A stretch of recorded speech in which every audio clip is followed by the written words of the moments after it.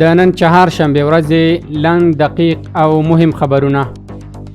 مولوي ذبیح الله مجاهد د یونما د وروستي راپور په غبرګون کې ویلي په اوسنی مثبت حالت کې د منفي راپورونو خپرول د کینې او عقدې په معنا دي چې باید نور ودرول شي. د کابل والی شیخ محمد قاسم خالد وایي چې په اهل تشیع هیوادوالو باندې هیڅ ډول مذهبي محدودیت نه دی وضع شوی او دوی کولی شي چې له اندېښنې پرته په ډاډمنه فضا کې خپل مذهبي مراسم ترسره کړي. ملي دفاع وزارت وایي د حضرت عبدالله بن مسعود رضی الله عنه د جګړیزو ګټو زده کړو قومندانۍ ورکشاپ کې د تخنیکي ټیمونو له لورې 320 عرادي وسایط ترمیم او ګټې اخیستنې ته وسپارل شول.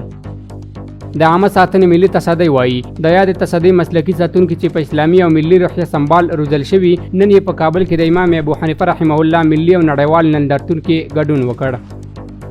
د بلخ ولایت مقام د یوې خبرپاڼې په خپرولو سره وایي د افغانستان اسلامي امارت له حاکمیت وروسته د لومړي ځل لپاره د کام ایر هوایي شرکت له لورې د بلخ او ترکیې هیواد ترمنځ لومړی پرواز رسما پیل شو. د کابل ښاروالۍ له لورې د 14مې ناحیې اړوند د شمالجو په سیمه کې د فرعي سړک د جوړولو چارې پیل شوې. د احصایې او معلومات ملي اداره وایي چې تېره میاشت کې افغانستان د څه باندې $100 میلیونه په ارزښت سوداګریز توکي بهر ته صادر شوي دي.